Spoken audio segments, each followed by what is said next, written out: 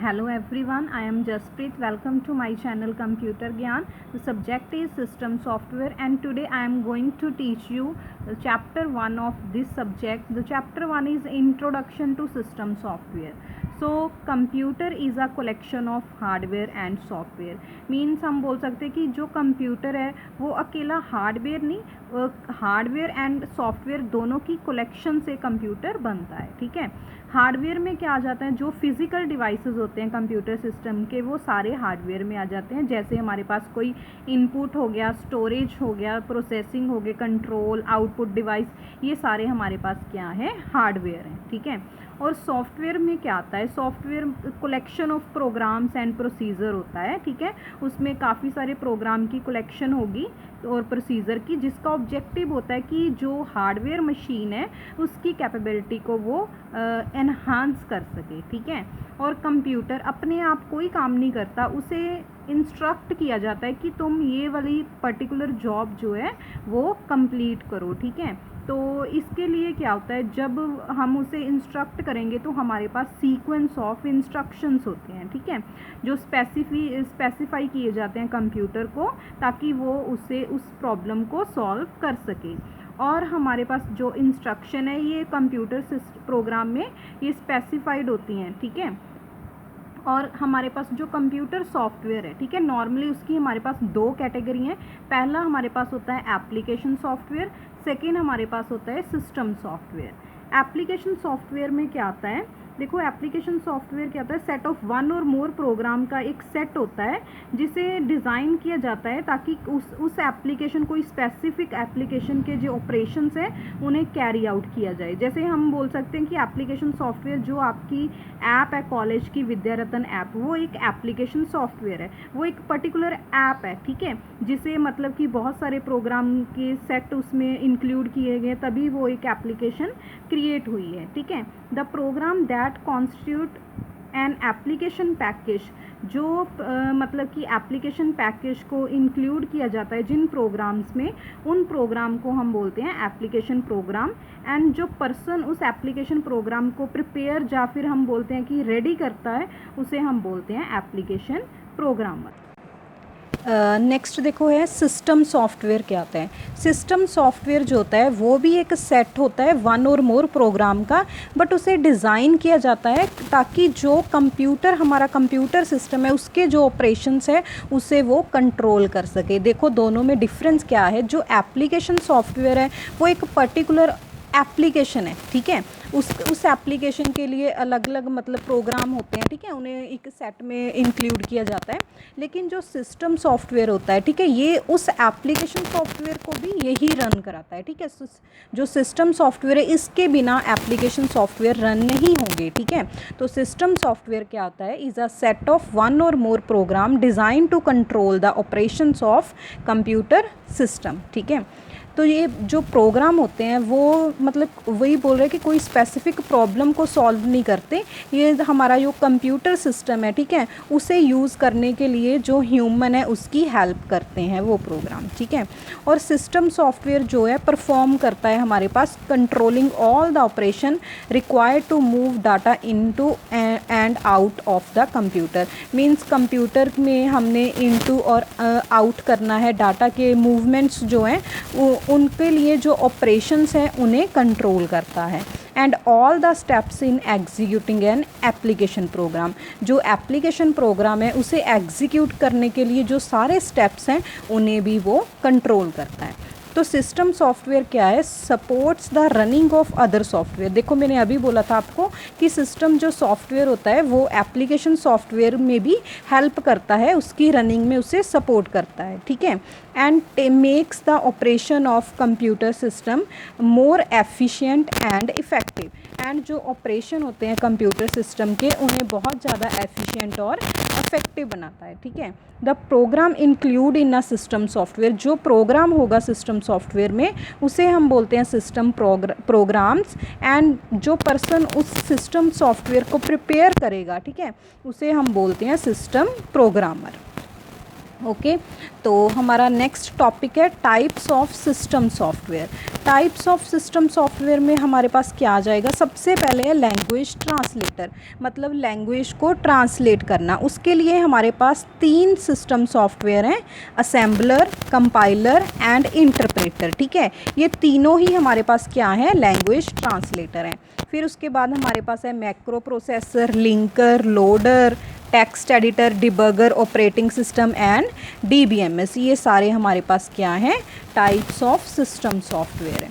देखो ये सारे हमारे पास 10 हमारे पास क्या हैं, टाइप्स ऑफ सिस्टम सॉफ्टवेयर है। और आज हम मतलब जो करेंगे वो करेंगे हम असेंबलर एंड कंपाइलर, और नेक्स्ट वीडियो में मैं बाकी के जो हमारे रिमेनिंग होंगे उन्हें हम कवर करेंगे। ठीक है, तो असेंबलर देखो, सबसे पहले असेंबलर क्या है, ये एक सिस्टम सॉफ्टवेयर है जो असेंबली लैंग्वेज को मशीन लैंग्वेज में कन्वर्ट कर देता है। ठीक है, ये सारे ही टाइप्स है ना, असेंबलर हमारे पास टाइप है सिस्टम सॉफ्टवेयर की, तो इसका काम क्या है, जो असेंबली लैंग्वेज है उसे कन्वर्ट करना मशीन लैंग्वेज में। ठीक है, देखो ये एक्ट एज अ ट्रांसलेटर की तरह एक्ट करता है।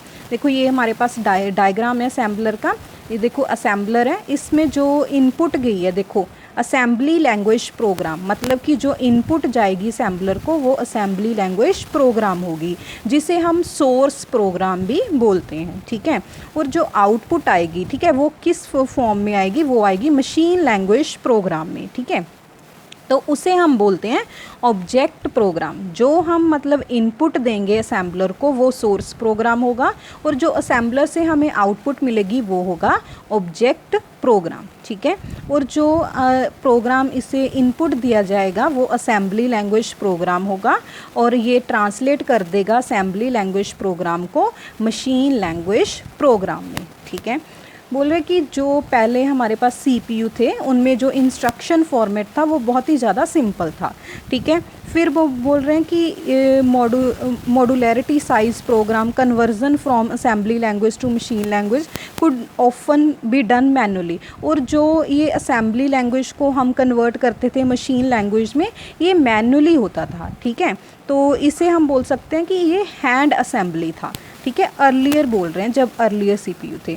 However with the increase in the complexity, जैसे जैसे कॉम्प्लेक्सिटी इंक्रीज़ हुई, ठीक है, तो instruction sets and addressing mode, जब नए नए एड्रेसिंग मोड आए, इंस्ट्रक्शन सेट आए, तो कॉम्प्लेक्सिटी इंक्रीज़ होती गई। ठीक है, तो नाउ जो ये हमारा मतलब कि जनरेट करना मशीन कोड मैनुअली, ठीक है, असेंबली लैंग्वेज से मशीन लैंग्वेज में ये कोड जनरेट करना तो मैनुअली क्या हो गया, इम्पॉसिबल हो गया जब कॉम्प्लेक्सिटी इंक्रीज़ होने लगी। ठीक है, तो ये हमारा आज का टॉपिक था असेंबलर। तो नेक्स्ट हम करेंगे कंपाइलर। कंपाइलर में देखो क्या है, compiler is another language translator. ये भी एक लैंग्वेज ट्रांसलेटर है।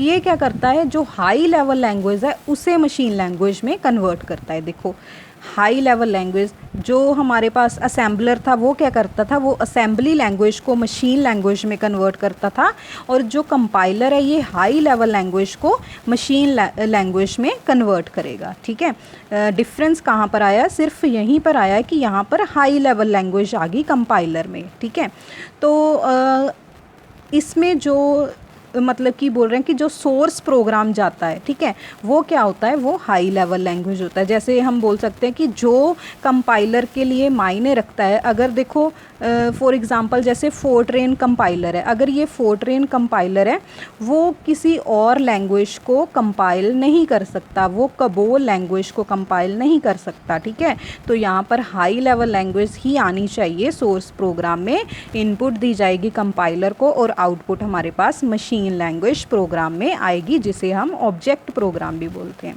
और नेक्स्ट हमारे पास इसमें है कि जो कंपाइलर है, ठीक है, उसकी वर्किंग मतलब कि हमने काफ़ी सारे फेजेस में डिवाइड की हुई है। पहला फेज़ हमारे पास आता है लेक्सिकल एनालिसिस।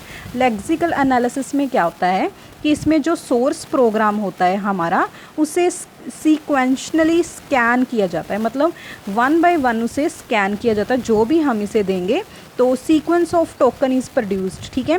और हर एक जो भी हम मतलब कि सीक्वेंस क्रिएट करेंगे, उस हर एक मतलब जो भी हम इसमें यूज़ करेंगे प्रोग्रामिंग के लिए, मतलब कि हर एक वर्ड को टोकन प्रोड्यूस किया जाएगा। टोकन मीन्स कि पहले कौन जाएगा, ठीक है, फिर नेक्स्ट कौन जाएगा, तो ये वाला। These token are classified into various classes, और उसे हम बहुत मतलब कि क्लासेस में क्लासिफाइड कर देते हैं टोकन्स को, ठीक है। जैसे मान लो कि हमने एंटर करना है a+b, ठीक है, तो पहले इसको टोकन मिलेगा, ठीक है, ये जाएगा अंदर, फिर a को टोकन मिलेगा, ये वाला जाएगा, फिर प्लस को मिलेगा टोकन b को, और ये क्या जाएगा, सीक्वेंशनली जाएगा। ये हमारा हो गया लेक्सिकल एनालिसिस। नेक्स्ट हमारे पास है सिंटैक्स एनालिसिस। सिंटैक्स में क्या आएगा कि जो फेज़ है वो ये वाला फेज़ रिकॉग्नाइज करता है कि सिंटैटिक कंस्ट्रक्शंस और phases and interpret the meaning of the construction. मतलब कि जो हमने इसमें कंपाइलर को दिया है उसका कोई मीनिंग है, मीन्स मीनिंगफुल को ही ये एंटर करने देगा, जिसका कोई मीनिंग नहीं है, मीनिंगलेस है, वो एंटर नहीं हो पाएगा। ये सिंटैक्स एनालिसिस में इसको मतलब चेक किया जाता है, ठीक है। एंड हमारे पास फिर थर्ड फेज़ है इसका, intermediate code generation. Intermediate code generation में क्या होता है, इस फेज़ में जो कंपाइलर है वो क्या करता है, जनरेट करेगा intermediate form of source program.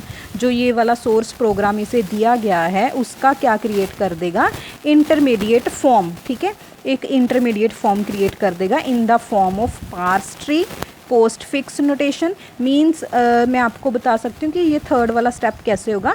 जैसे मान लो कि प्लस, ठीक है, मतलब एक सिंटेक्स मतलब जो ट्री या पास ट्री बोलते हैं इनको हम, इस फॉर्म में वो क्या कर देगा, इसको कन्वर्ट कर देगा, ठीक है। ये हमारे पास क्या है, इंटरमीडिएट फॉर्म है, ठीक है।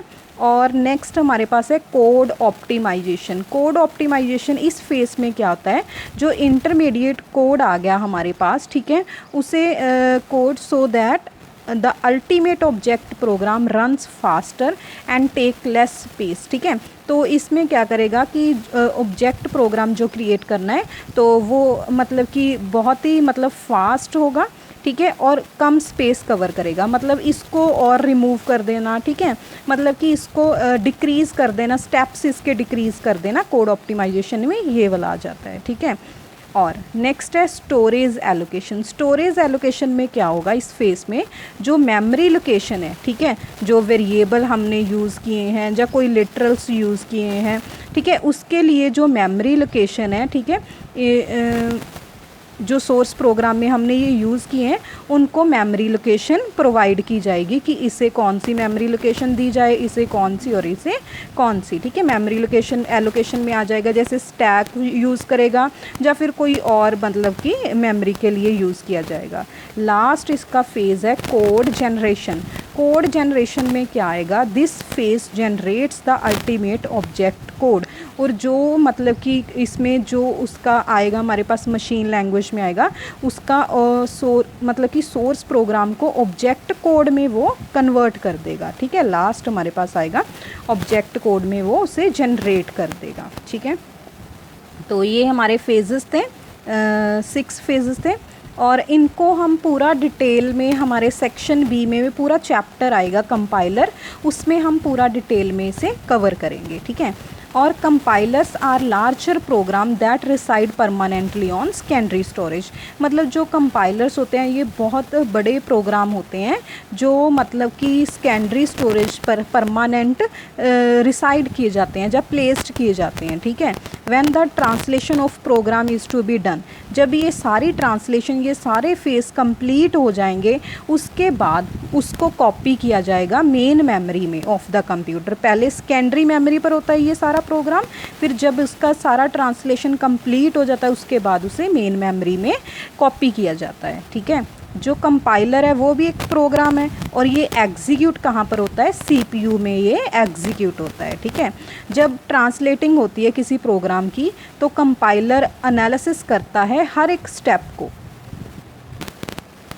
देखो हर एक जो सोर्स प्रोग्राम में स्टेप है हर एक को वो स्कैन करता है and uncover certain types of error. अगर उसमें कोई एरर्स आ रहे हैं, ठीक है, उन्हें वो चेक करेगा। These are called diagnostic error. अगर सोर्स प्रोग्राम को डायग्नोस करते हुए, ठीक है, उसे स्कैन करते हुए कोई एरर आता है तो उसे हम बोलते हैं डायग्नोस्टिक एरर्स। और compiler can only diagnose grammatically error in the program. जो कंपाइलर है ये ओनली जो हमारे सिंटेक्स एरर हैं, जो ग्रामेटिकली कोई प्रॉब्लम है, ठीक है, उन एरर को ही ये डायग्नोज करता है। It can not diagnose logical error. जो हमारे पास लॉजिकल एरर होते हैं उन्हें ये डायग्नोज नहीं करता, ठीक है। Source program containing an error diagnosed by the compiler is not compiled into object programme.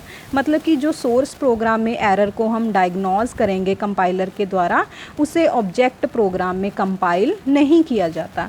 तो कंपाइलर प्रिंट करेगा out a suitable message indicating a types of error committed.